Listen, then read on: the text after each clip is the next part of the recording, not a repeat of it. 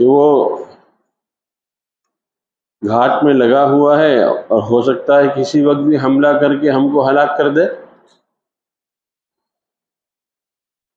تو ہم دنیا کے دشمن سے بچتے ہیں۔ یہ بتائیے جس دشمن کو اللہ کہہ دے کہ یہ تمہارا کھلا ہوا دشمن ہے،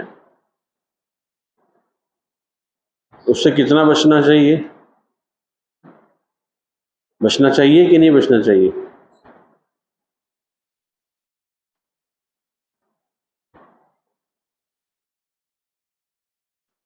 ہر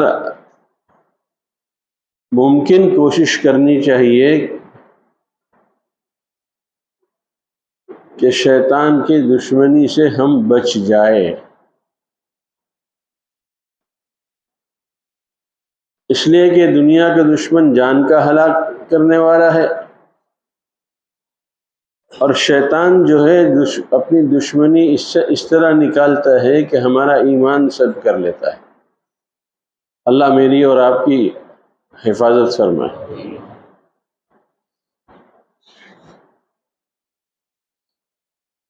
میرے دوستو بزرگوں،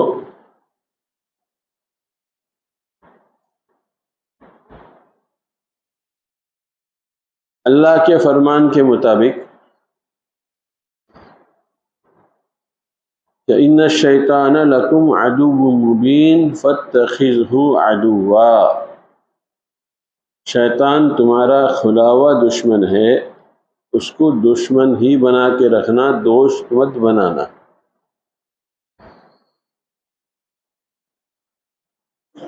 میں آپ کو ایک واقعہ سناتا ہوں جس بزرگ نے خود اپنا واقعہ مجھ کو سنایا کہ شیطان کیسا چالاک ہے اور کیسا دشمنی نکالتا ہے، اور کس طرح جو ہے وہ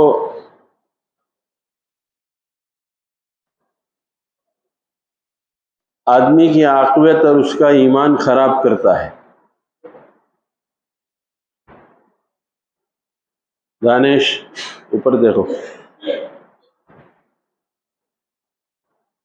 بھئی، یہ مراقبے میں مت جاؤ آپ لوگ، نہ ساتویں آسمان پہ جاؤ نہ چھٹے آسمان پہ، ہمارے چہرے کو دیکھو۔ جب ہمارے چہرے کو دیکھو گے تب سمجھ میں آئے گی بات۔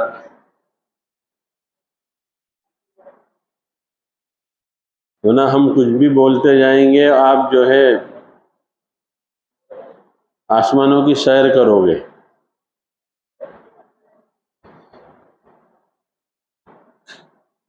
تو بزرگ فرماتے ہیں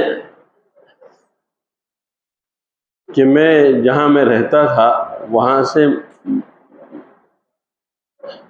میرا آفس جو ہے تقریباً 1.5 کا راستہ تھا، اور میں گاڑی میں جاتا تھا، ڈرائیور گاڑی چلاتا تھا، میں پیچھے بیٹھا رہتا تھا۔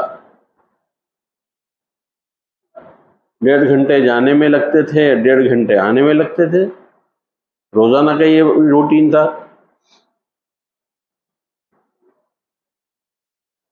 فرماتے ہیں کہ ایک دن شیطان نے دل میں یہ خیال ڈالا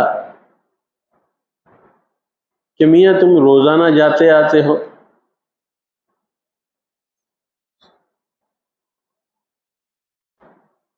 ایسا کیوں نہیں کر لیتے کہ راستے میں کسی کو اپنے ساتھ بٹھا لیتے؟ سمجھے؟ کسی کو اپنے ساتھ بٹھا لیتے، اس کا بھی سفر آسان ہو جائے گا۔ شیطان سے یہ بھی بولنے لگا، شیطان کی طرح،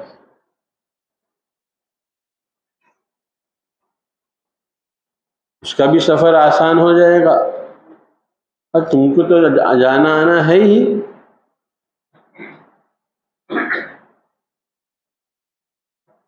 کتنے بجے مجلس ہے احمد؟ کتنے بجے ہے؟ 7:30؟ اور ٹائم کیا ہو رہا ہے؟ کیا ٹائم ہو رہا ہے؟ کتنے منٹ لیٹ ہو؟ کیا جرمانہ دینا پڑے گا؟ تم تو پرانو ہے نا، پہلی بار تو اعتکاف کر نہیں رہے ہو. ہاں 11 بجے کی مجلس ہے. پچھلے سال تھی وہ تھی، ابھی تو اس مرتبہ تو اعلان ہوا ہے نا کہ 10:30 بجے ہے.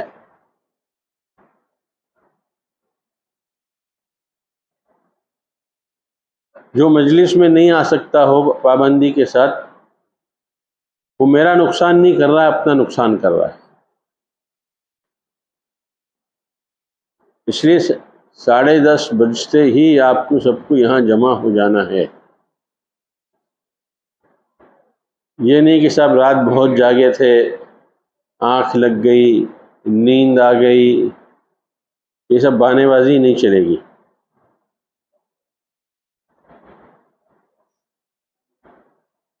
عبادت کے مقابلے میں تربیت زیادہ ضروری ہے. کیوں مول صاحب؟ صحیح ہے غلط؟ عبادت کے مقابلے میں ہاں تربیت زیادہ ضروری ہے. آپ عبادت کرتے رہے اور آپ کی تربیت نہ ہوئی تو وہ عبادت بیکار ہے. اس لیے کہ تربیت ہی کے ذریعے سے اخلاص بھی آئے گا، تربیت ہی کے ذریعے سے خشوع اور خضوع بھی آئے گا، تربیت ہی کی طرف سے دھیان عبادت میں جمے گا. یہ تو سب تربیت کی وجہ سے ہوگا، ورنہ سجدے پہ سجدے مارتے رہیے. اس لیے بھائی وقت پر آؤ، کسی کو بھیجنا نہ پڑے آپ کو لانے کے لیے وہاں سے نیچے سے.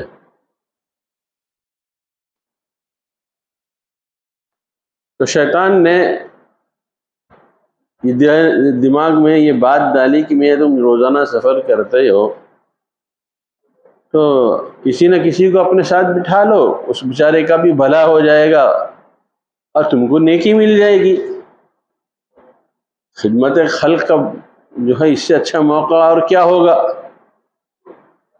لیکن اس چور دروازے سے جو ہے وہ اس نے میرے دل و دماغ پر قبضہ کر لیا. اب اس کی بات اتنی مضبوط دلائل کے ساتھ تھی کہ اس کو تو سارا قرآن یاد ہے، سارا حدیث یاد ہے. آتا ہے نا شیطان جو ہے سب سے بڑا عالم تھا، سب سے بڑا عابد تھا، اور سب سے بڑا عارف تھا.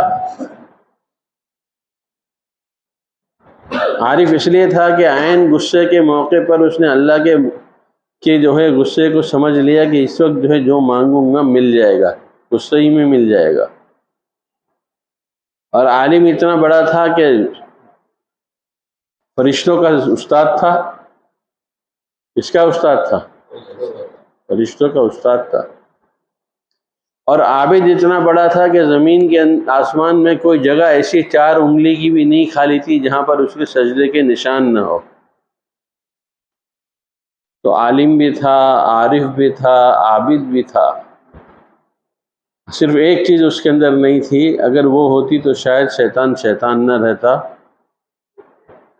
وہ کیا نہیں تھی وہ چیز؟ عاشق نہیں تھا. کیا نہیں تھا؟ اور یاد رکھنا میرے دوستو بزرگو، اطاعت پر جو چیز جماتی ہے وہ عشق ہی جماتی ہے. محبت ہی انسان کو اطاعت پر لے آتی ہے. اس لیے کہ جس سے محبت ہوگی آدمی اس کی مانے گا.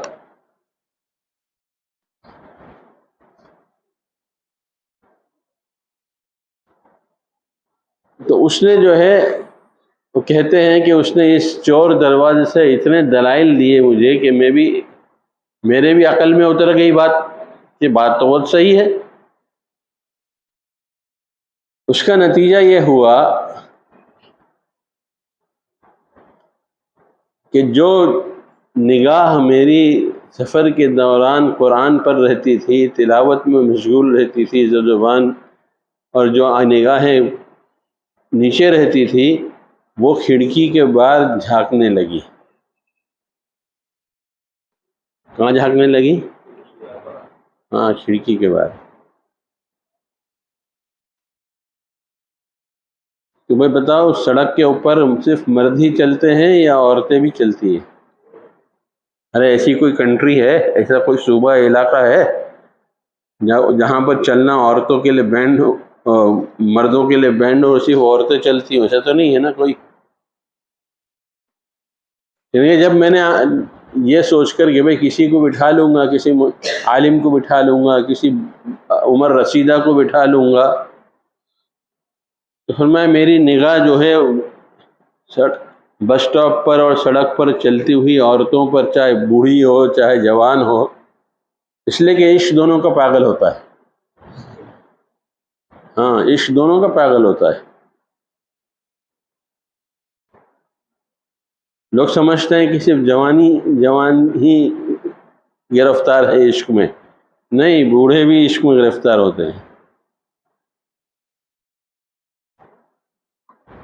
پہلے جب میں دیکھنے لگا تو مرد کم نظر آئے، عورتیں ہی زیادہ نظر آئی.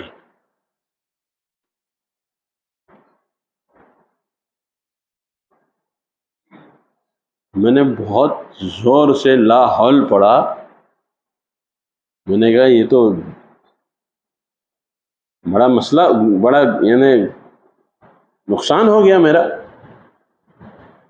میں تو خدمت خلق اور بوڑھوں کی اور عالموں کی خدمت کرنے کے لیے نگاہ میں نے اٹھائی تھی، اور نگاہ جو پاک تھی وہ گندی ہو گئی.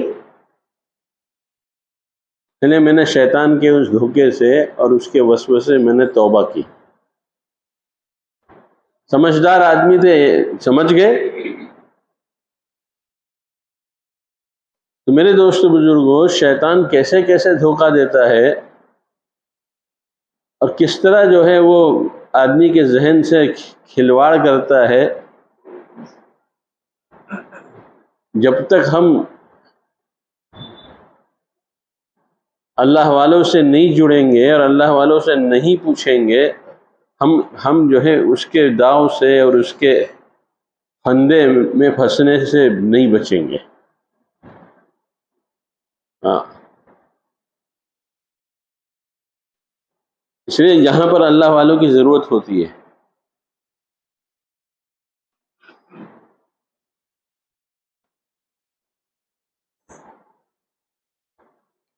ایک لمبا قصہ ہے، وہ تو میں بھی چھوڑ دیتا ہوں اس لیے کہ چند صفحات کا ہے، لیکن وہ قصہ سناتا ہوں کہ جس میں یہ باور کرا گیا ہے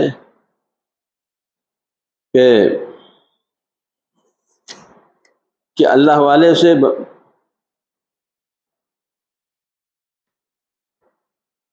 تعلق قائم کرنے سے، ان کے پاس آنے جانے سے، ان سے رابطہ کرنے سے آدمی کیسے بچتا ہے.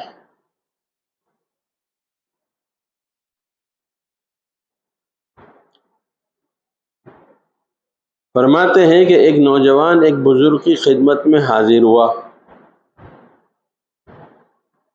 چند کو چھوڑ کے یہاں سب نوجوان ہیں کہ نہیں ہیں؟ چند ہی بیچارے بزرگ ہیں سفید بال والے. میں یہ نہیں کہتا کہ وہ مستثنیٰ ہیں شیطان کے دھوکے سے، لیکن میرے مخاطب اس وقت جو ہے وہ بچے ہیں، وہ نوجوان ہیں جو جوانی کے دہلیز میں قدم رکھ چکے ہیں اور ہر وقت جو ہے وہ شیطان اور نفس کے چنگل میں پھنسے ہوئے ہیں. فرماتے ہیں کہ ایک نوجوان ایک بزرگ کی خدمت میں حاضر ہوا. ہم سوچ لیں کہ ہم کبھی جاتے ہیں کسی بزرگ کی مجلس میں، کہیں ہمارا کوئی رابطہ ہے ان سے؟ اس لیے کہ ہمیں ضرورت نہیں ہے اس کی، ہم اپنے کو مریض نہیں سمجھتے.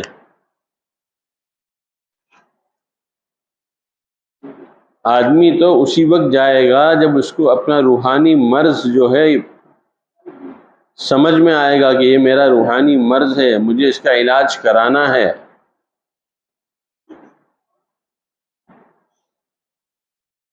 زندگیاں گزر جاتی ہے لیکن آدمی کسی اللہ والے کے پاس نہیں جاتا.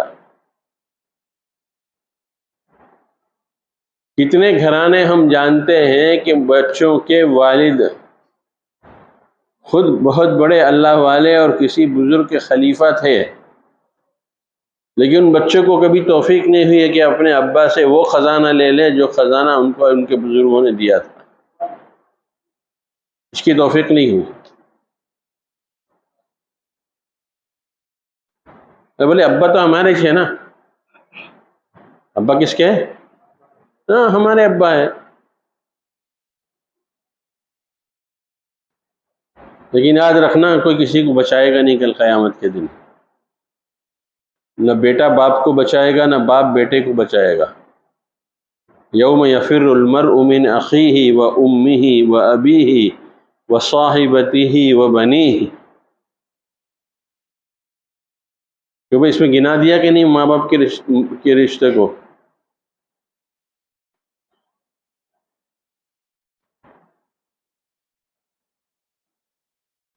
اس لیے کوئی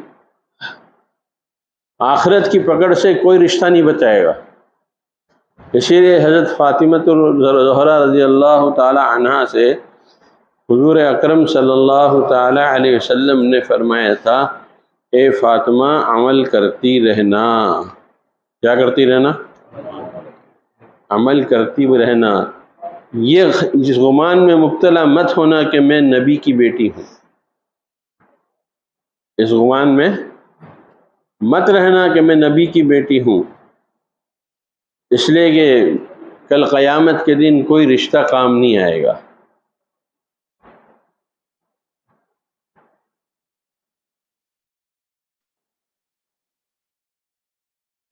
تو وہ نوجوان جو ہے کس کے پاس گیا؟ اللہ والے کے پاس گیا، بزرگ کے پاس گیا۔ کیا کہا اس نے؟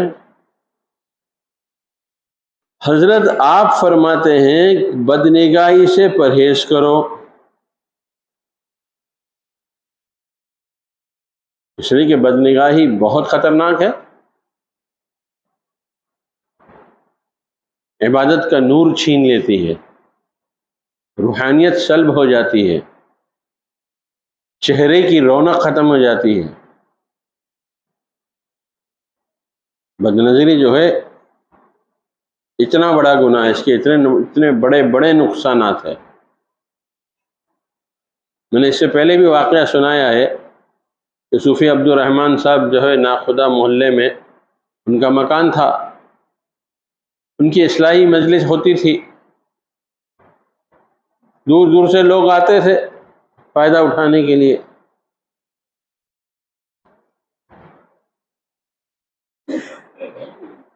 ایک مرتبہ ایک نوجوان آیا، وہ نوجوان بیان کرتا ہے کہ میرا ایک قدم جو ہے سیڑھی پر تھا، دوسرا قدم جو ہے اس عورت پر تھا جو عورت میرے پاس سے گزری تھی۔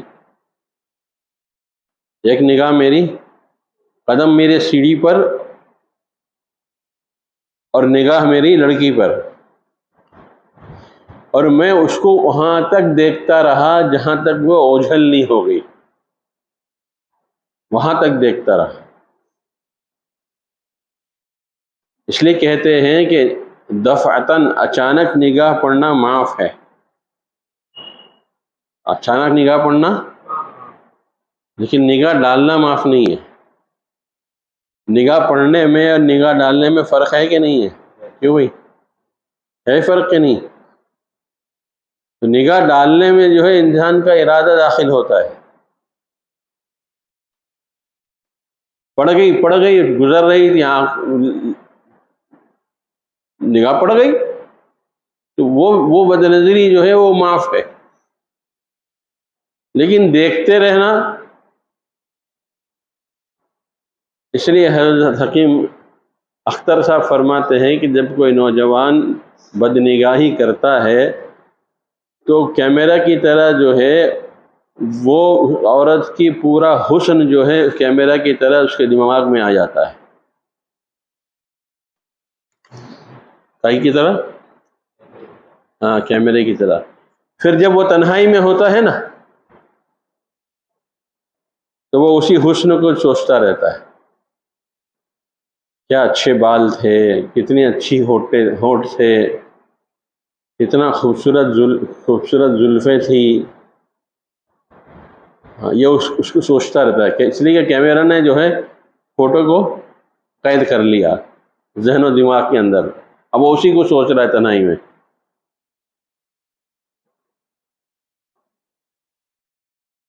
وہ صاحب کہتے ہیں کہ میرا ایک قدم میرا سیڑھی پر اور میری نگاہ جو ہے وہ لڑکی پر، اور میں اس وقت تک اس کو دیکھتا رہا جب تک کہ وہ جو ہے کرافورڈ مارکیٹ کی طرف مڑ نہ گئی اور اوجھل نہ ہو گئی، جب تک میں اس کو دیکھتا رہا. جب وہ مڑ کے چلی گئی تو میں بھی اوپر چلا گیا.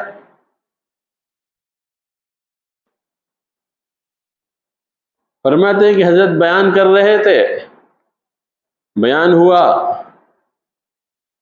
لوگ مسافہ کر کے جو ہے جانے لگے. میں نے بھی ہاتھ بڑھایا مسافے کے لیے، تو حضرت نے کہا کہ رک جاؤ. کیا کہا حضرت نے؟ ہاں رک جاؤ. اب حضرت کا حکم تھا، رک گئے. جب سب چلے گئے، حضرت نے کہا کہ تمہاری پیشانی پر گناہوں کی ظلمت دیکھ رہا ہوں، تمہاری پیشانی پر گناہوں کی ظلمت دیکھ رہا ہوں. شاید تم نے جھوٹ بولا ہے، شاید کہ تم نے غیبت کی ہے، شاید تم نے جو ہے کینہ اور کپٹ دل میں جگہ دی ہے. حضرت مختلف گناہ گناتے رہے اور میں انکار کرتا رہا، نہیں حضرت ایسا کچھ نہیں ہے، ایسا کچھ نہیں ہے، ایسا کچھ نہیں ہے. آخر میں حضرت نے فرمایا شاید کہ تم نے بد نظری کی ہے. کیا کی ہے؟ فرمایا حضرت کا یہ کہنا تھا کہ میں اپنے آنسوؤں کو تھام نہیں سکا اور آنکھوں سے زار و قطار آنسو بہہ گئے اور میں روتے روتے میرا حال برا ہو گیا. اس لیے میں کہتا ہوں دوستو بزرگوں، اللہ والوں کو بیوقوف مت سمجھو.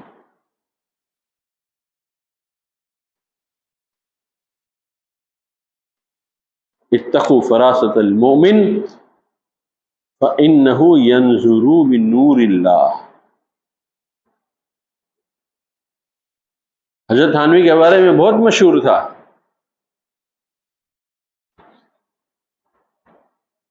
کہ کوئی آدمی جو ہے حضرت کے پاس آتا تو جب وہ دروازے سے داخل ہوتا اور حضرت کے تک پہنچتا تو حضرت سمجھ جاتے کہ اس کے اندر کیا کیا مرض پل رہا ہے. حضرت سمجھ جاتے ہیں. اس لیے کہ یہ اللہ والے جو ہے نا اللہ کے نور سے دیکھتے ہیں. یہ ظاہری نگاہوں سے نہیں دیکھتے، یہ باطن کی نگاہ سے دیکھتے ہیں.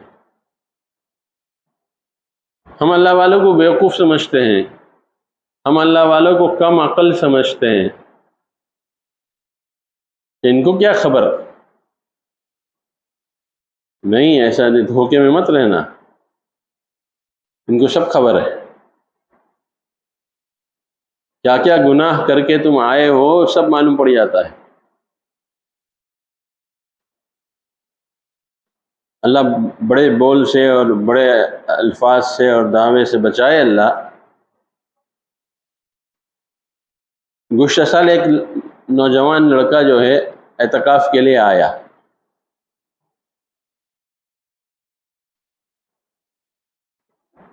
آ کے اس نے مجھ سے مصافحہ کیا تو میں نے اس کا ہاتھ نہیں چھوڑا.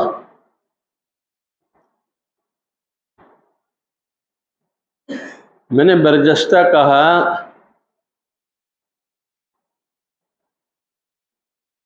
کہ تمہاری اپنے بھائیوں کے ساتھ اور اپنے رشتہ داروں کے ساتھ تعلقات اچھے نہیں ہیں. وہ پھٹی آنکھیں پھٹی کی پھٹی رہ گئی اس کی، اور وہ ہکا بکا رہ گیا.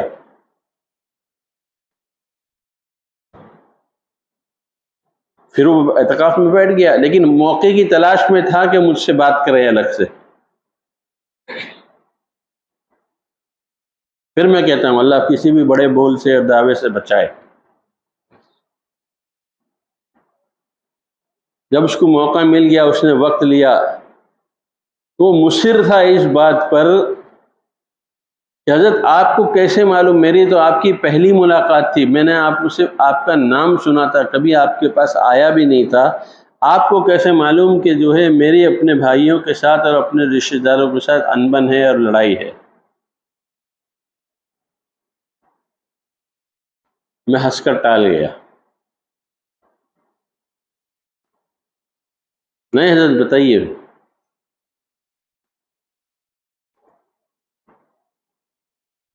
میں نے کہا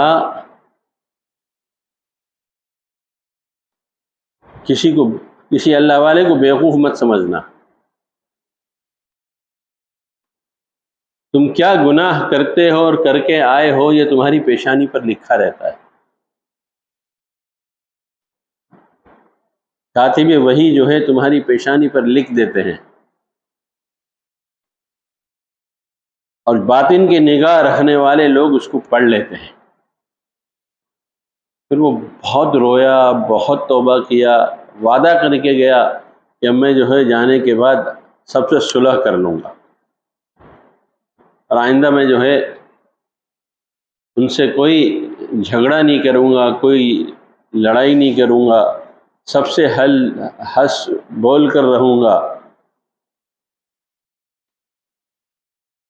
تو میرا اس علاقے میں کچھ دنوں کا 6-8 مہینے کے بعد اس علاقے میں جانا ہوا سفر میں۔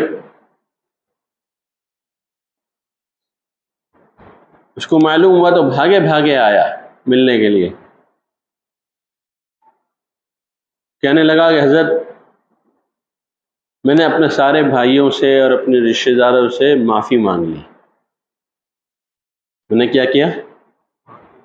ہاں، میں نے معافی مانگ لی، اب میرے کتنے رشتہ داروں میں سے کسی کے ساتھ اور بھائیوں کے ساتھ میری کوئی انبن نہیں ہے۔ صوفی عبد الرحمن صاحب نے گھما کے آخر میں فرما دیا کہ شاید تم نے جو ہے بد نظری کی ہے، بس یہ سننا تھا کہ وہ نوجوان جو ہے رونے لگا۔ اس نے فرمایا حضرت آپ سچ کہتے ہیں۔ پھر اس نے اپنا واقعہ بیان کیا کہ میں آپ کے وہاں آ رہا تھا، ایک قدم میرا جو ہے سیڑھی پر تھا اور میری نگاہیں جو ہے اس عورت پر تھی، اور جو ہے میں اسی کو دیکھتے دیکھتے اوپر چڑھا تھا۔ یہ اسی کی نحوست ہے جو اللہ نے آپ کے اوپر کھول دی۔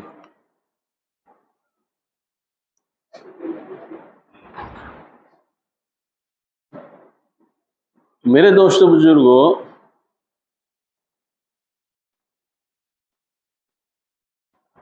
کسی کو معمولی مت سمجھو، اور کبھی کسی مشائخ میں جو ہے تقابل مت کرو۔ میں صاف کہتا ہوں، یہ پیمانے نہیں ہیں کہ کسی کے وہاں کتنے اعتکاف میں آتے ہیں، یہ پیمانے نہیں ہے کہ لوگوں کے وہاں خانقاہوں کے اندر فلاں بزرگ کے اندر کتنے لوگ جمع ہوتے ہیں، کتنے کھاتے ہیں، یہ کوئی پیمانہ نہیں ہے بزرگی کا، کوئی پیمانہ نہیں ہے۔ میں نظر میں پڑھ رہا تھا، بیمار ہوا، تو ہمارے وہاں پر ایک محلہ ہے نذیر آباد، جہاں پر جس محلے کے اندر حضرت مولانا منظور صاحب نعمانی رحمۃ اللہ علیہ اسی محلے میں رہتے تھے۔ تو وہاں پر ایک مشہور ڈاکٹر تھے، ڈاکٹر چیٹرجی کر کے، پتہ نہیں ابھی ہے کہ نہیں ہے، یا اللہ کو پیارے ہو گئے، بہت مشہور تھے، اور بہت سو کو اللہ نے شفا پہنچائی، اللہ نے بہت سو کو شفا پہنچائی۔ ٹوکن بٹتے تھے کہ ٹوکن سے آنا ہے اور دکھانا ہے، ایسا نہیں کہ صاحب آپ لائن لگا کر آؤ، نہیں، لائن وائن کچھ نہیں، آپ ٹوکن لو، اگر آپ کا ٹوکن آئے، اسکرین کے اوپر جو ہے نمبر آتا تھا کہ فلاں ٹوکن جا سکتا ہے، تو وہ آدمی جاتا تھا۔ میں نے بہت علاج کرایا ان سے، لیکن مجھے کوئی فائدہ نہیں پہنچا، پریشان تھا، تب طبیعت ایسی خراب تھی۔ تو میں نے ایک مرتبہ میرے استاد گرامی اور اب مخدوم گرامی بول سکتا ہوں، حضرت مولانا خلیل الرحمن صاحب سجاد نعمانی دامت برکاتہم، میں نے ان سے تذکرہ کیا، اس لیے کہ الحمدللہ ثم الحمدللہ حضرت مولانا علیمیہ رحمۃ اللہ علیہ جب ندوے میں رہتے تھے تو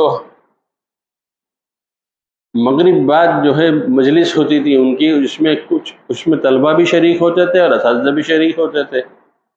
حضرت مولانا علیمیہ رحمۃ اللہ ہوتے تھے تو ہم چند طلبہ جو تھے وہ پابندی سے حضرت کی مجلس میں شریک ہوتے تھے، اور یہاں حضرت مولانا محمد منظور صاحب نعمانی رحمۃ اللہ علیہ ان کی مجلس ہوتی تھی عصر کے بعد، تو ہم عصر کی مجلس میں شریک ہوتے تھے۔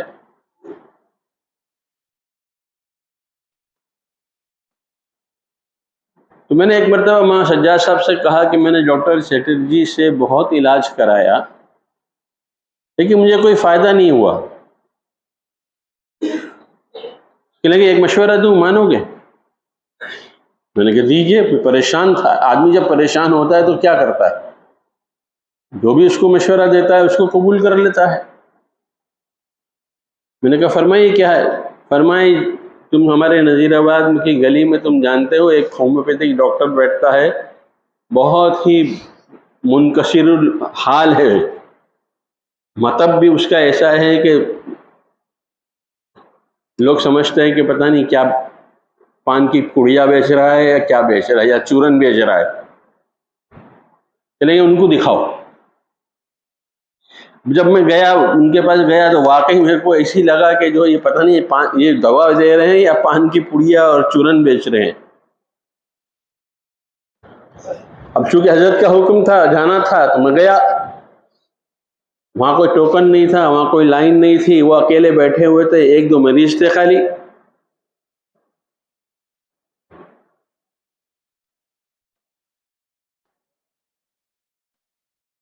میں نے ان کو دکھایا، میں نے کہا یہ مرض ہے، میں نے جان بوجھ کر ڈاکٹر چیٹرجی کا نام لیا کہ میں نے ان سے بہت علاج کرایا ہے لیکن مجھے کوئی فائدہ نہیں ہوا۔ کہیں گے اچھا،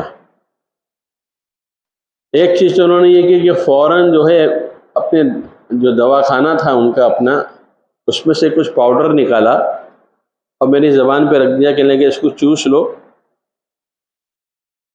اور آج کے لیے تمہارا یہ ڈوز کافی ہے، اب میں تم کو جو پلس دے رہا ہوں وہ کل سے تم اس کو استعمال کرنا۔ میں نے کہا بہت اچھا۔ آپ یقین جانیے کہ 3 دن گزرے ہوں گے ان کے پلس کو زبان پہ رکھ کر چوسنے میں، جو دوائی دی تھی انہوں نے، ہومیوپیتھک دوا عام طور پہ چوسی جاتی ہے، کھائی نہیں جاتی۔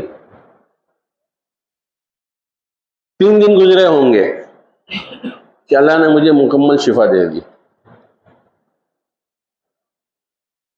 میں اس پر عرض کر رہا ہوں دوستو بزرگوں، بزرگی کا معیار یہ نہیں ہے کہ آدمی جو ہے یہ سمجھے کہ فلاں کہ وہاں اتنی بھیڑ لگتی ہے، اتنے لوگوں کے کھانے بنتے ہیں، اتنے لوگ، ہم نے بہت چند خانقاہوں کو دیکھا ہے کہ حضرت تو اندر بیان کرتے ہوتے ہیں اور باہر ان کے مریدین جو ہے وہ چائے اور نوشی اور پان اور گٹکا کھانے میں پڑے ہوئے ہوتے ہیں۔ دیکھا ہے، ہم نے اپنی آنکھوں سے دیکھا ہے ان خانقاہوں کو۔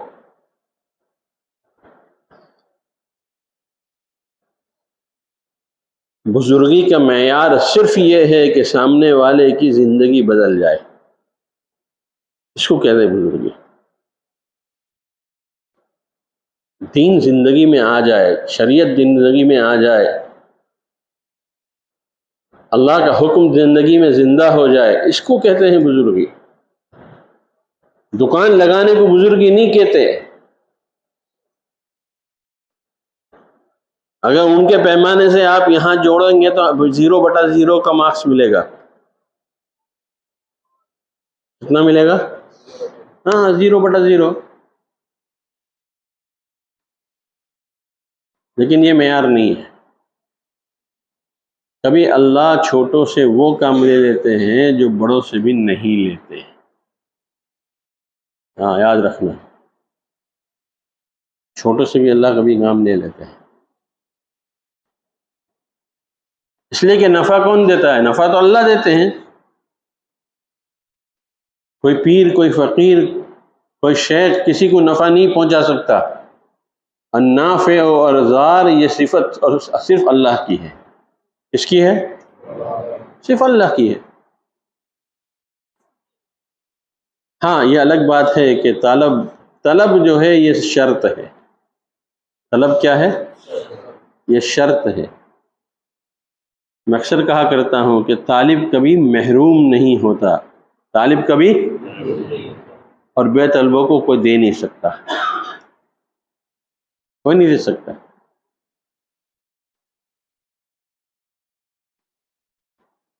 تو اس لڑکے نے آ کر حضرت سے کہا کہ حضرت آپ کہتے ہیں کہ بدنگاہی سے پرہیز کرو، نوجوان ہوں، بازار سے گزرتے ہوئے میری نگاہ قابو میں نہیں رہتی، کیا کروں؟ کہ بھئی ہے کہ نہیں ہمارا حال سب کا یہ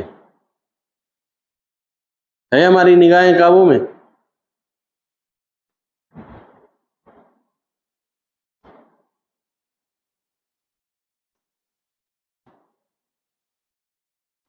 میں نگاہوں کو کیسے کنٹرول کروں؟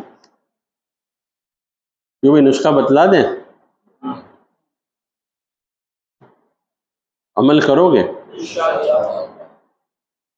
ہاں اگر اللہ کی ولایت چاہیے تو تھوڑے کڑوے گھونٹ تو پینے ہی پڑیں گے.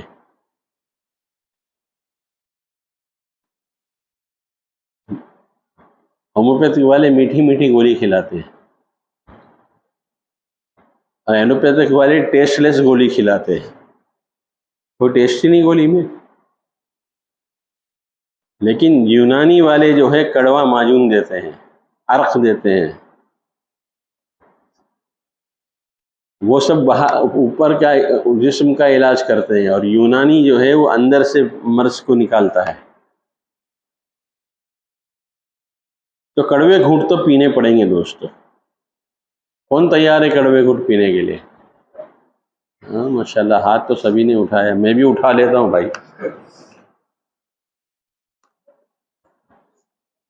تو کڑوے گھونٹ جو ہے پینے پڑیں گے. تو انہوں نے کیا کہا کہ میری نگاہ کنٹرول میں نہیں رہتی. میں نے کہا میں یہ راز سمجھاؤں گا، شرط یہ ہے کہ میرا کوئی کام کر دو. شیخ نے کیا، اس بزرگ نے کیا کہا کہ میں یہ راز سمجھاؤں گا، شرط یہ ہے کہ میرا کوئی کام کر دو. اس نے کہا جی حضرت کرنے کو تیار ہوں. فرمایا فلاں جگہ ایک بزرگ بازار کی طرف رہتے ہیں، ان کو یہ دودھ کا پیالہ پہنچا کر آؤ. کس کا پیالہ؟ ہاں بازار میں ایک بزرگ رہتے ہیں، ان کو جا کے دودھ کا پیالہ پہنچا کے آؤ. اس نے کہا میں پہنچا دیتا ہوں. فرمایا ایک بات اور بھی ہے کہ دودھ گرنے نہ دینا. دودھ کیا ہے؟ ہاں گرنے نہ دینا.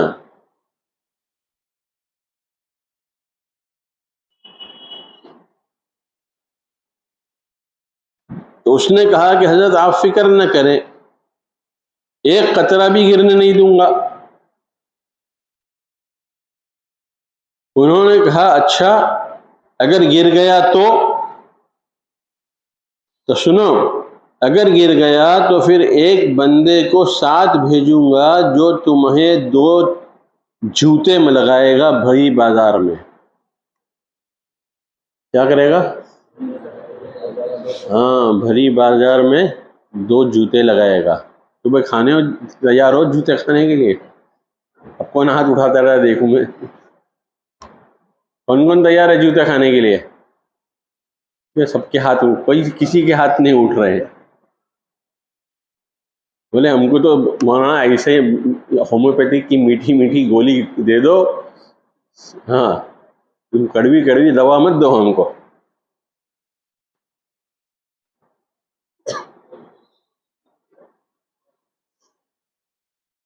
اس نے کہا منظور ہے جب آدمی کے، میرے دوستو بزرگوں، جب آدمی کوئی مقصد بنا لیتا ہے نا تو اس کے لیے ہر قربانی دینا آسان ہو جاتا ہے۔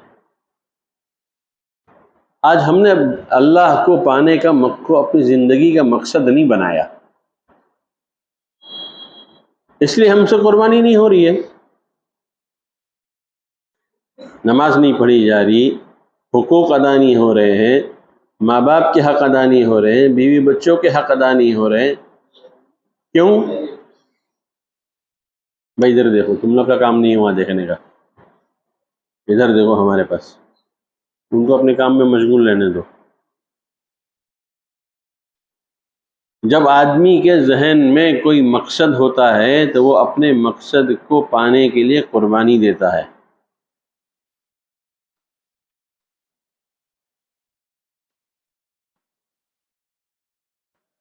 فتح علی خان جو ہے ایک بزرگ گزرے ہیں،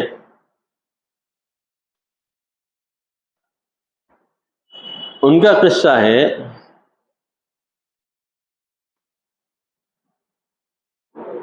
کہ ان کے شیخ نے ان کو اس کام پر معمور کر دیا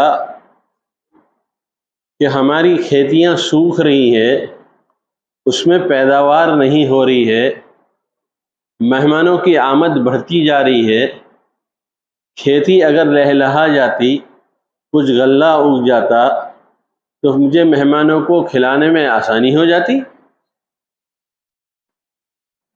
کون کرے گا یہ کام؟ تو فتح علی خان نے کہا حضرت میں کروں گا۔ کہنے کہ سوچ لو۔ کہنے کہ ہاں میں نے سوچ لیا۔ فرمایا کرنا یہ ہے کہ جو نہر ہمارے خانقاہ سے ہوتے ہوئے جاتی ہے وہ جو ہے اس ایک پہاڑ ہے، کیا ہے؟ پہاڑ ہے، وہ پہاڑ جو ہے اس نہر کو روک دیتا ہے۔ پہاڑ کیا کرتا ہے؟ نہر کو روک دیتا ہے۔ تم کو روزانہ ہتھوڑی اور چھینی سے، ابھی تو بم بلاسٹنگ نکلی ہے نا کہ آدمی جو ہے لگاتا ہے اور ڈھونڈ کر کے جو ہے اڑا دیتا ہے، اس وقت تو کچھ نہیں تھا، ہتھوڑی اور چینی تھی۔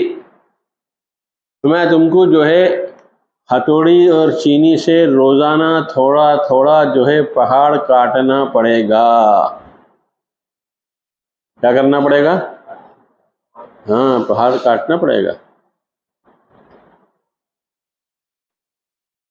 اور وہاں تک کاٹنا ہے جب تک پانی کا رخ جو ہے وہاں سے یہاں نہ آ جائے، ہمارے کھیتوں کی طرف نہ آ جائے، کیونکہ یہ بہت آسان کام ہے نا۔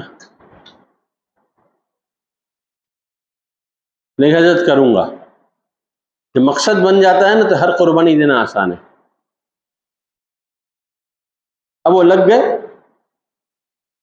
تقریباً 6 گھنٹے 7 گھنٹے انہوں نے جو ہے روزانہ نکالے، اور ہتھوڑی اور چینی سے جو ہے انہوں نے پہاڑ کاٹنا شروع کر دیا۔ اب جو بھی گزرتا ان کو ان کے نام سے تو نہیں پکارتا، فتو میاں کہتا ان کو۔ کیا کہتا؟ ارے یار فتو میاں کی عقل خراب ہو گئی ہے، یہ اتنا بڑا پہاڑ جو ہے چینی اور ہتھوڑی سے کیا کٹے گا؟ بولے جن کا دل باولا ہو گیا ہے، دماغ خراب ہو گیا ہے، یہ کرتے کرتے یا تو یہ قبر میں چلا جائے گا یا پھر جو ہے اس کے آباد بھی قبر میں چلے جائیں گے، اتنا مشکل کام ہے۔ لیکن یہ کسی کی پرواہ، کسی کی پرواہ نہیں کرتا تھا، کسی کے بول کی۔ آج تو ہم دین پر چلنا چاہتے ہیں نا تو ہمارا دوست ہی ہم سے کہتا ہے میاں کہاں پھنس گئے تبلیغ والوں کے بیچ میں، کہاں پھنس گئے خانقاہ والوں کے بیچ میں، وہی ہماری جڑ کاٹ رہے ہیں۔ تو فتح علی خان کو بھی لوگوں نے جو ہے فقرے اور تانے دینا شروع کر دیا کہ ان کا تو دماغ خراب ہو گیا، یہ چلے پہاڑ کاٹنے کے لیے۔ لیکن یہ کسی کی طرف دھیان نہیں دیتے تھے، یہ اپنے کام سے کام رکھتے تھے اور کام کرتے تھے، یہاں تک کہ 8 مہینے لگ گئے۔ کتنے مہینے؟ سوچو ذرا، سوچو 8 مہینے بہت آسان ہے نا. 8 مہینے ایسے لگ گئے کہ فتح علی خان کو جو ہے ہوش نہیں رہا، وہ اپنے کام میں لگے رہے، یہاں تک کہ انہوں نے پہاڑ کو کاٹ دیا اور نہر جو ہے وہ حضرت کے کھیتوں کی طرف مڑ گئی، اور کھیت کے اندر جو ہے پانی آنے کی وجہ سے کھیت لہلہا اٹھے اور اس میں غلہ پیدا ہونے لگا. اب ایک اور امتحان حضرت نے لیا. تو اللہ کا شکر کرو دوستو بزرگو، ہم لوگ کمزوری کے زمانے میں ہیں. کیا ہے نا، الانا خفف اللہ وعلم ان فیکم ضعفا. یہ تو کمزوری کا زمانہ ہے، ورنہ ہمارے بڑوں کی جن امتحانات سے ان کا گزر ہوا ہے نا، ہم اس کو سوچ بھی نہیں سکتے. لیکن انہوں نے وہ امتحان دیے، انہوں نے وہ امتحان میں کامیاب اترے. وہ حضرت نے ایک اور امتحان لیا. امتحان یہ لیا کہ حضرت کیا، اب جب غلہ بڑھنے لگا، مہمانوں کی آمد بڑھنے لگی، تو مکان اور کمرے بننے کی ضرورت پیش آ گئی کہ بھئی مہمان آئے گی تو ٹھہریں گے کہاں، تو کمرہ بنانا چاہیے. تو حضرت نے فتح علی خان کو سپروائزر بنا دیا. کیا کر دیا؟ ہاں، کہ فتح علی خان تم تعمیر کے کام کی سپروائزری کرو، اور دیکھو مزدور، اتنے مزدور جو ہے ایک سیکھ سے کام کرتے ہیں کہ نہیں کرتے ہیں. اس نے کہا جی بہت اچھا حضرت. اب فتح علی خان نے یہ دیکھا کہ مزدور جو ہے کام تو کرتے ہیں لیکن متعینہ وقت تک کرتے ہیں. جب لنچ ٹائم ہوتا ہے تو سارے مزدور چلے جاتے ہیں، اس لیے کہ دوپہر کو کھانے کا ٹائم ہوتا ہے نا، تو سارے مزدور چلے جاتے ہیں. تو فتح علی خان نے کہا کہ یہ 2 گھنٹے کے لیے چلے جاتے ہیں، اب 2 گھنٹے کے بعد جب یہ آئیں گے اس کے بعد پھر مسالہ بنائیں گے، پتہ نہیں کتنا وقت نکل جائے گا. تو انہوں نے کہا کہ جب تک یہ 2 گھنٹے جو ہے آرام کرنے گئے اور کھانا کھانے گئے ہیں، جب تک میں ہی مسالہ بنا دیتا ہوں. تو فتح علی خان جو ہے مسالہ بنانے بیٹھ گئے. اب وہ گمبوٹس ہوتے ہیں نا ان لوگ کے پاس، جو اس میں ریتی اور سیمنٹ کے اس کے اندر جو ہے پہن کر اترتے ہیں، انہوں نے بھی وہ چڑھا لیا اور کام کرنے مسالہ بنانے لگے.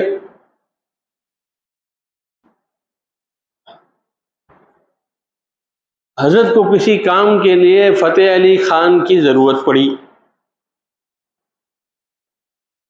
تو حضرت نے کہلوا بیچا کہ فتو کہاں ہے؟ تو لوگوں نے بتایا حضرت فتو تو مسالہ بنا رہے ہیں، گارے مٹی کا مسالہ بنا رہے ہیں.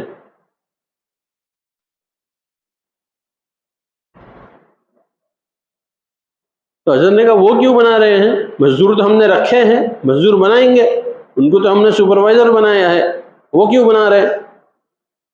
تو انہوں نے کہا کہ حضرت وہ اس لیے بنا رہے ہیں کہ مزدور لوگ جاتے ہیں، آرام کرتے ہیں، کھانا کھاتے ہیں، جب واپس آتے ہیں تو مسالہ ہوتا نہیں ہے، تو اتنی دیر جو ہے مسالہ بنانے میں ان کا وقت جاتا ہے، اتنی دیر کے کام کے اندر وقت تاخیر ہوتی ہے. تو فتح علی خان جو ہے خود ہی مسالہ بنانے بیٹھ گئے. بس یہ سننا تھا کہ حضرت نے فرمایا کہ جاؤ فتح علی کو بلا کے لاؤ، اور جس حال میں ہے اسی حال میں بلا کے لاؤ، جس حال میں اس حال میں بلا کے لاؤ.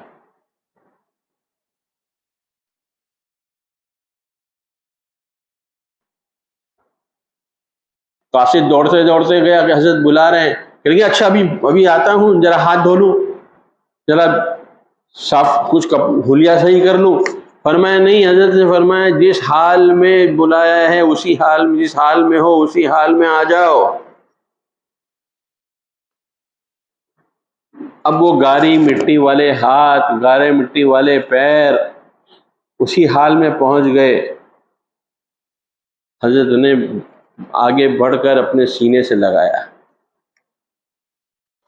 اور فرمایا فتو جا، تجھ کو میں جو ہے اجازت دیتا ہوں، تجھ کو اپنا خرقہ دیتا ہوں، جا مخلوق کی خدمت کر، مخلوق کو جو ہے پیاسی انسانیت کو جو ہے میں اللہ کا نام سکھا.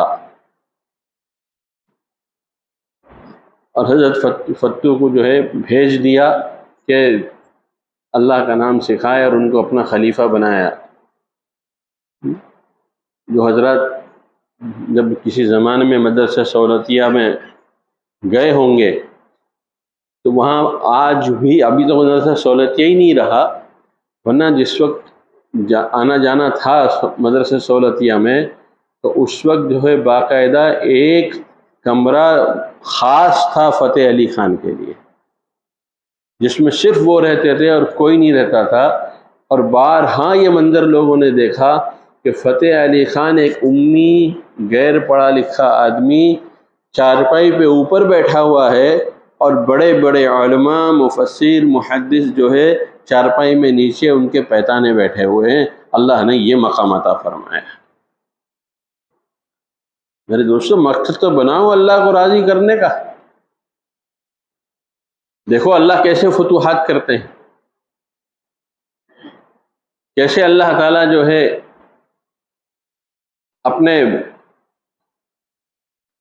اپنا آلے کار بناتے ہیں. اپنا آلے کار، جس طرح بڑھئی کو اپنے آلوں سے محبت ہوتی ہے، ہوتی کہ نہیں ہوتی، اس طرح اللہ کو اپنے ان بندوں سے محبت ہوتی ہے جن کو اللہ نے اپنا آلے کار بنایا ہے. ان سے اللہ کو اپنے ان بندوں سے بہت محبت ہوتی ہے. اس لیے فرمایا من عاد لی ولیا فقد آذنتہ بالحرب. یاد رکھنا یہ بندے جو ہے نا، یہ کون ہے؟ یہ وہ ہے کہ اگر ان کو کسی نے تکلیف پہنچائی تو میرا ان کے ساتھ اعلان جنگ ہے.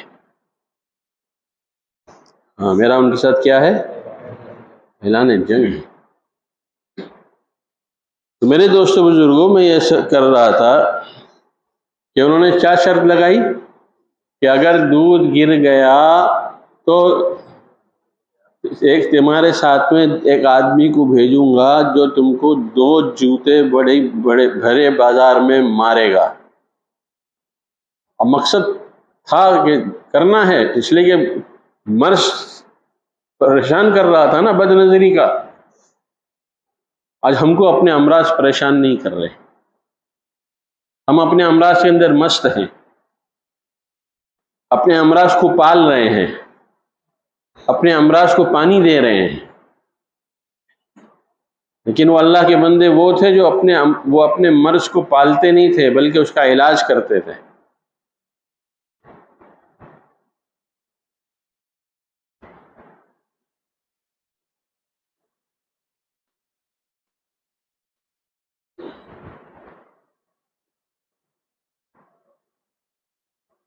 اور اس آدمی سے کہا جس کو ساتھ بھیجا تھا کہ اگر دودھ کا قطرہ گرے تو بھرے بازار میں 2 جوتے اس کو لگا دینا. اب یہ صاحب ذرا ٹینشن میں آ گئے، پیالہ ہاتھ میں لیا، بڑے احتیاط سے چلتے ہوئے بچتے بچاتے بالآخر منزل پر پہنچ گئے. خوشیوں کے ساتھ واپس آئے کہ حضرت میں نے دودھ اس بزرگ تک پہنچا دیا، اب آپ مجھے نظر کی حفاظت کا طریقہ بتائیے. انہوں نے کہا دودھ تو آپ نے پہنچا دیا، مگر یہ بتاؤ آج راستے میں تم نے کتنی شکلوں کو دیکھا؟ پورے راستے میں جو سفر جو کیا تم نے اس محلے سے دوسرے محلے تک تم نے کتنی شکلیں دیکھی، کتنی صورتیں دیکھی. کہنے لگا حضرت ادھر ادھر ہی نہیں، ادھر دھیان ہی نہیں تھا. کیا نہیں تھا؟ ہاں، ادھر دھیان ہی نہیں تھا. کیوں دھیان نہیں تھا؟ عرض کیا کہ حضرت دل میں خوف تھا کہ اگر یہ پیالہ چھلک گیا تو ساتھ چلنے والا آدمی بھرے بازار میں جوتا لگائے گا، میری رسوائی ہوگی.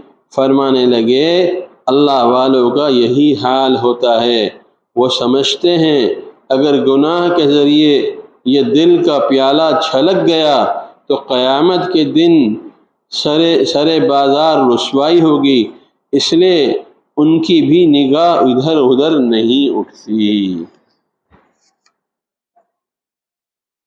سمجھ میں آ گیا قصہ کہ نہیں سمجھ میں آیا؟ آج آخرت کے استحضار کا ہمیں یقین نہیں ہے، آخرت کی رسوائی کا یقین نہیں ہے، آخرت کی پکڑ کا یقین نہیں ہے کہ کل اللہ بھرے بازار میں، اور کون سا بازار؟ یہ تمہارا بمبئی کا بازار نہیں، قیامت کا وہ ٹھاٹا مارتا وہ سمندر والا بازار جس میں اولین سے لے کر آخرین تک ہوں گے. اس بازار میں اللہ رسوا کرے گا گنہگاروں کو. کتنی بڑی رسوائی ہوگی. ہم یہاں کی رسوائی سے تو ڈرتے ہیں لیکن آخرت کی رسوائی سے نہیں ڈرتے، آخرت کی رسوائی سے نہیں ڈرتے.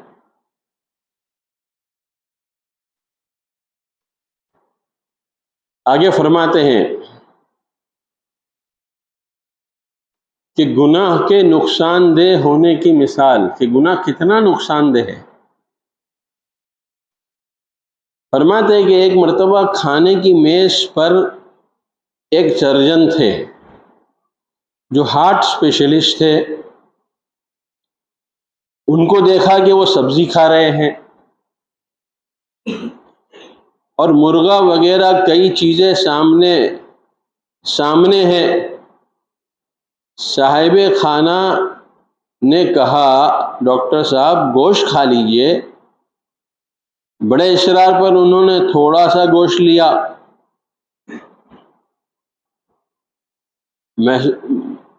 میزبان نے کہا اور کھائیے. تو ڈاکٹر صاحب نے جواب دیا کہ میں سرجن ہوں. کیا ہوں؟ سرجن ہوں، اور لوگوں کے دلوں کا آپریشن کرتا ہوں، اور اس میں جمی ہوئی چربی دیکھتا ہوں. جتنا آپ روغن کھائیں گے نا، وہ بھی آج کل کی بھینسوں کا اور گائے کا اور بکرے کا. جب میں بیمار ہوا، میرا لیور جب خراب ہوا تو میرے معالج نے مجھ کو سختی سے کہہ دیا تھا کہ کوئی چکنی چیز مت استعمال کرنا، چربی وغیرہ اور چکنی چیز کوئی استعمال نہیں کرنا، تب تو بچ جاؤ گے، ورنہ تمہاری کنڈیشن ایسی ہے کہ میں کوئی گارنٹی نہیں لیتا کہ تم جیو گے کہ نہیں جیو گے. مجھے تو خطرہ ہے اگر تم نے بدپرہیزی کی تو مر جاؤ گے. اتنا بولے تمہارا مرض آگے بڑھ چکا ہے.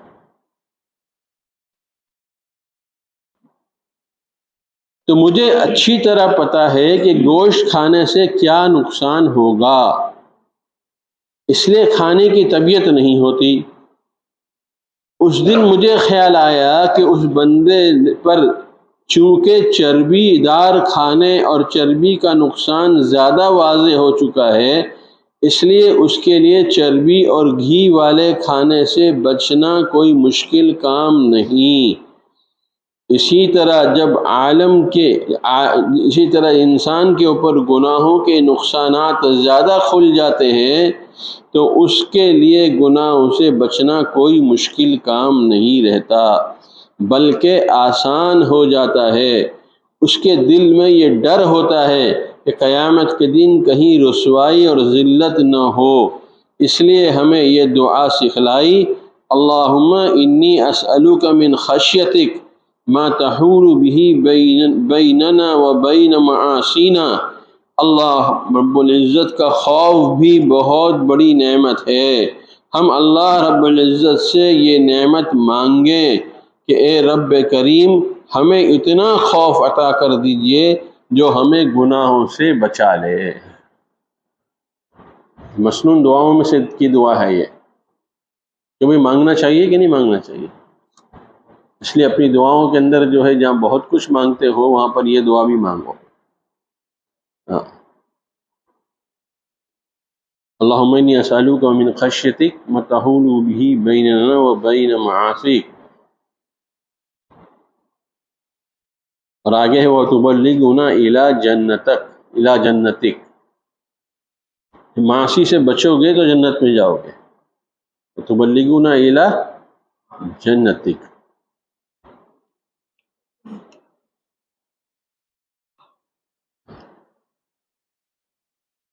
تم لوگ کہو گے یار ٹائم ہی نہیں کھسک رہا ہے۔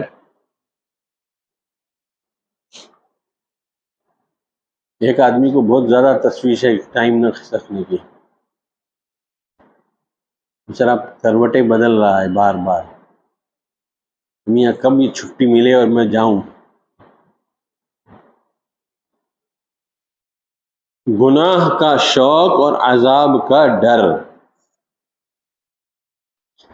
ایک شخص حضرت ابراہیم بن ادہم کے پاس آیا۔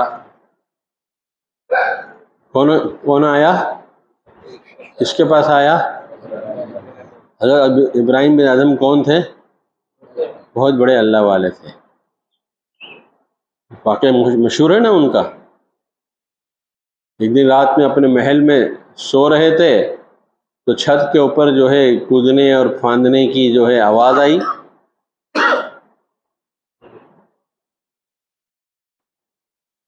تو انہوں نے چونکہ بادشاہ تھے پوچھا کون بدتمیز ہے جو میری چھت کے اوپر جو ہے کود رہا ہے اور پھاند رہا ہے اور میری عبادت کے اندر خلل پیدا کر رہا ہے؟ تو اس شخص نے برجستہ جواب دیا، ابراہیم میں اونٹ کا رکھوالا ہوں، میں اپنا اونٹ ڈھونڈ رہا ہوں۔ میں اونٹ کا کیا ہوں؟ رکھوالا ہوں، میں اپنا اونٹ ڈھونڈ رہا ہوں۔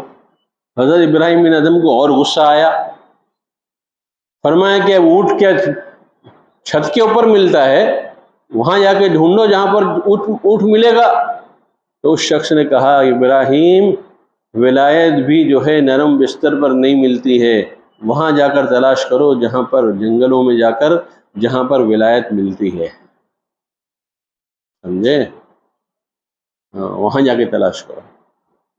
بس یہ سننا تھا کہ حضرت ابراہیم بن ادہم رحمۃ اللہ علیہ کے ہوش اڑ گئے۔ انہوں نے سارا تاج، ساری بادشاہت سب چھوڑ دی اور جنگل میں چلے گئے، اور کتنے سال مجاہدہ کیا، اور ایسا مجاہدہ کیا کہ ایک مرتبہ ایک صاحب آئے، ان کے ہاتھ میں جو ہے ایک سوئی تھی۔ کیا تھی؟ سوئی تھی۔ اتفاق سے جو ہے وہ سوئی پانی کے اندر گر گئی۔ تو حضرت ابراہیم بن ادہم رحمۃ اللہ علیہ حضرت ابراہیم بن ادہم رحمۃ اللہ علیہ جو ہے اپنی گودڑی جو ہے، گودڑی بولتے سمجھتے نا تم لوگ؟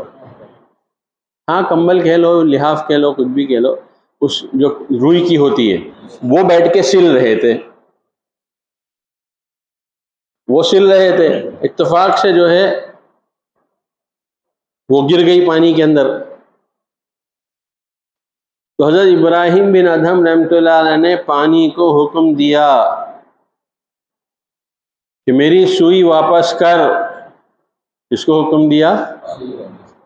ہاں، میری سوئی کو واپس کر۔ دیکھتے کیا ہے کہ ہر مچھلی اوپر آئی ہے اور ہر مچھلی کے منہ میں جو ہے سونے کی سوئی ہے۔ ہر مچھلی کے منہ میں کیا ہے مولوی صاحب؟ سونے کی سوئی ہے۔ حضرت ابراہیم بن ادہم نے کہا کہ نہیں، مجھ کو تو میری سوئی چاہیے، یہ سونے کی نہیں چاہیے۔ مچھلیاں پھر اندر چلی گئی۔ اس کے بعد پھر باہر آئی تو ایک مچھلی کے منہ کے اندر جو ہے وہ حضرت ابراہیم بن ادہم کی سوئی تھی۔ انہوں نے کہا کہ ہاں، یہی میری سوئی ہے۔ کیوں بھائی، یہ ملکہ اور یہ کرامت کہہ لو یا یہ معجزہ کہہ لو، یہ کس بنیاد پر تھا؟ تعلق مع اللہ کی بنیاد پر تھا، جو مجاہدے سے پیدا ہوا تھا۔ ایسے نہیں مل گیا تھا حضرت ابراہیم بن ادم کو یہ مقام، ایسے نہیں مل گیا تھا۔ ہم چاہتے ہیں کہ کچھ بھی نہ ملے اور ہم کو جو ہے ولایت مل جائے، ہم چاہتے ہیں کہ ہمارا کچھ بھی نہ جائے اور ہم جو ہے اللہ کے ولی بن جائے۔ نہیں ہوتا دوستو۔ ہاں، اللہ کی سنت یہ نہیں ہے۔ قدرت تو اللہ کو ہر اعتبار سے ہے کہ حضرت موسیٰ علیہ نبینا علیہ السلام اپنے گھر سے نکلے، ان کے گھر کی دہلیز کے اوپر ایک شرابی جو ہے شراب کے نشے میں دھت تھا، تو حضرت موسیٰ نے اس کو اٹھایا، اس کو نہلایا، اس کو دھلایا، اس کو صاف کیا، اس کے اچھے کپڑے بدلے، اور اس کے بعد اس کو کہا کہ بھائی 2 رکعت پڑھ لے۔ کیا کر لے؟ 2 رکعت پڑھ لے۔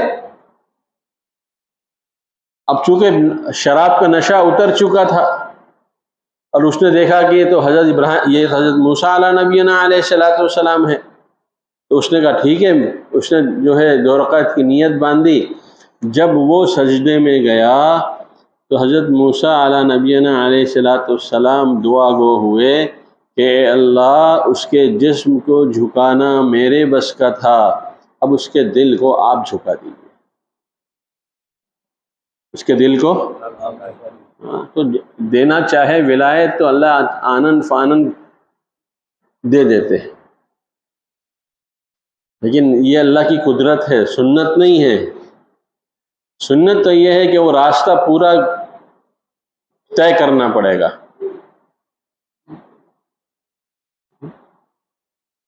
آپ لوگوں نے مولانا نے تو دیکھا ہوگا،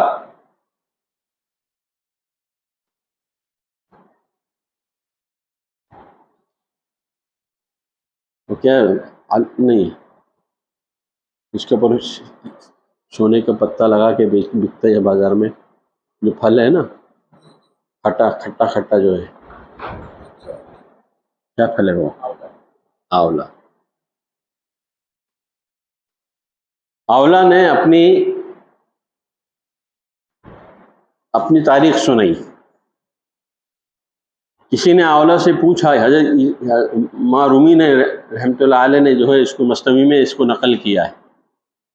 کسی نے جو ہے آولا سے پوچھا کہ میاں تم اتنے قیمتی ہو گئے کہ تمہارے اوپر جو ہے سونے اور چاندی کا ورق لگ گیا، اور بڑے بڑے روسا اور بڑے بڑے مالدار لوگ تم کو خرید کر کھاتے ہیں، تم یہاں تک پہنچے کیسے؟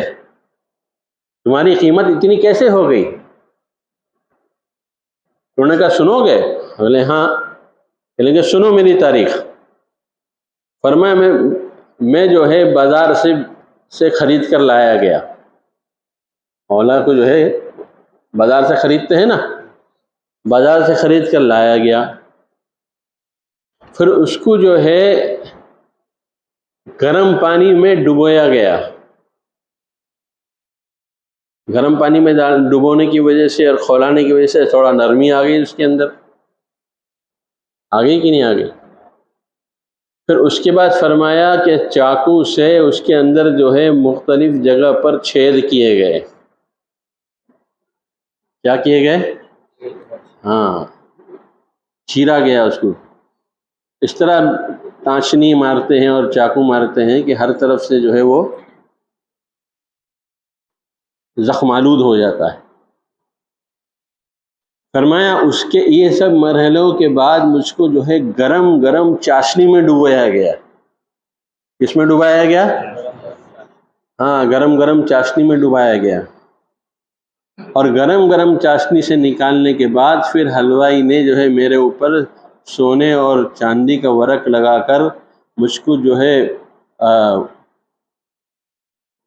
شوکیس کے اندر رکھا، تب جا کے لوگ مجھ کو میری قیمت لگی اور لوگ مجھ کو خریدنے لگے۔ یہ ہم کو بھی جو ہے نا اسی راستے سے گزرنا پڑے گا۔ ہاں، آولے کی تاریخ یاد کر لیجئے گا کہ آولا اسی طرح نہیں بنا، بادشاہوں کا اور وزیر اور روسا کا جو ہے کی غذا کا اور ان کی تقویت کا اور ان کی توانائی کا جو ہے وہ سامان نہیں بنا جب تک جو ہے وہ ان تمام مرحلوں سے نہیں گزرا گیا۔ جب ان تمام مرحلوں سے گزارا گیا تب جا کر جو ہے وہ اولا بنا، اور لوگوں کے اور بادشاہوں کے اور وزیروں کے اور سیٹ لوگوں کے کھانے کا حکیم لوگ لکھتے ہیں نا، لکھتے تھے نا ابا کے نہیں لکھتے تھے نا، پھر تب حکیم لوگ کے نسخے میں آیا وہ، اور لوگ بہت شوق سے، قیمتی ہوتا تھا، سستا نہیں ہوتا تھا، لوگ خریدتے تھے اور کھاتے تھے اور شفا یاب ہوتے تھے۔ یاد رکھنا میرے دوستو بزرگوں، ہم کو بھی اپنی پوری تاریخ میں اولیاء کی تاریخ دورانی پڑے گی۔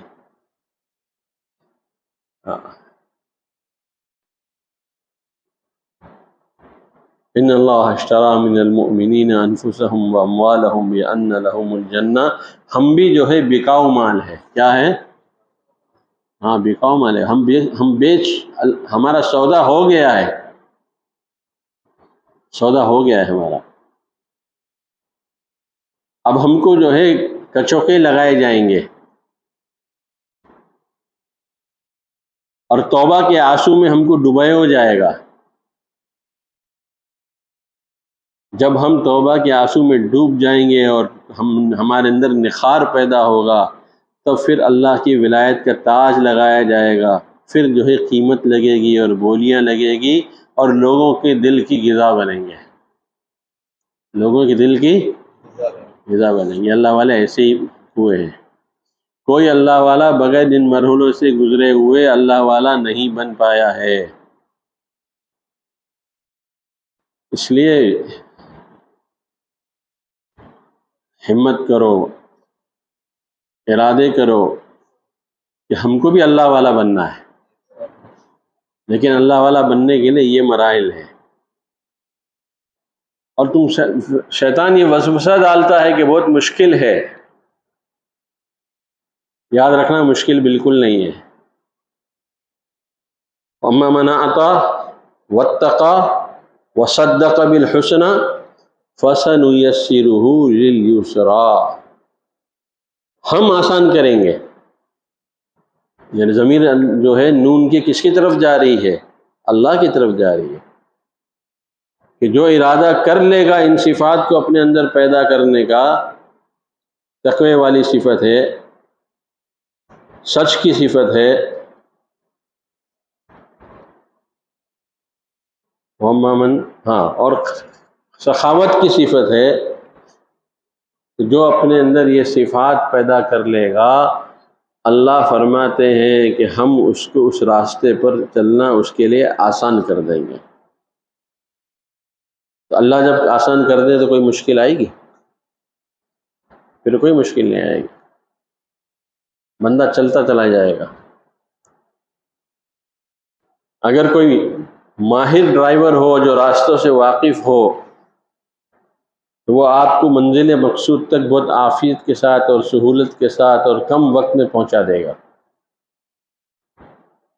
حضرت مولانا پیر ذوالفقار صاحب نقشبندی داماد برکاتہم فرماتے ہیں کہ میں ایک ملک میں گیا، باہر سے میں نے ٹیکسی لی، اور وہاں پر سارا ٹیکسی کا نظام جو ہے وہ کمپیوٹرائز تھا۔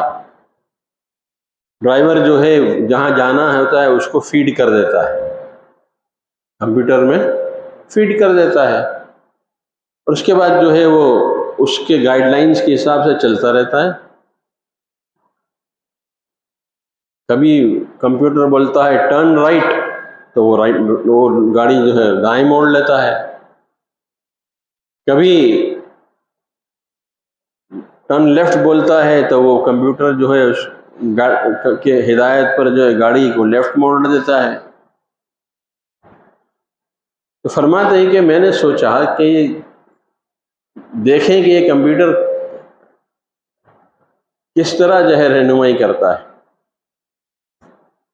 فرمایا ایک تھوڑی دور جانے کے بعد سگنل بجا کے ٹرن رائٹ، تو ڈرائیور رائٹ موڑنے جا رہا تھا تو میں نے اس کو منع کر دیا، کہ نہیں مت مڑو، چلنے دو سیدھے. ارے صاحب وہ تو رائٹ ٹرن بول رہا ہے، ہاں نہیں تم چلو سیدھے. اب جب وہ سیدھے چلے گئے اور کچھ رینج پر چلے گئے، کچھ کلومیٹر پر چلے گئے، تو کمپیوٹر کیا بولتا ہے؟ Take you turn. کیا بولتا ہے؟ ہاں کہ تم جو ہے راستہ بھٹک گئے ہو، ذرا لوٹ کر آؤ، پیچھے لوٹ کر آؤ. ہم اور آپ بھی جو ہے راستہ بھٹک چکے ہیں، اور اللہ بھی ہم سے یہی کہہ رہے ہیں کہ ٹیک یو ٹرن. سمجھ رہے ہو؟ ہاں اللہ کہہ رہے ہیں کہ ٹیک یو ٹرن. میرے بندے، میرے پیارے بندے، تم اپنے راستہ اور اپنی منزل بھول چکے ہو، تم جو ہے یو ٹرن لے لو.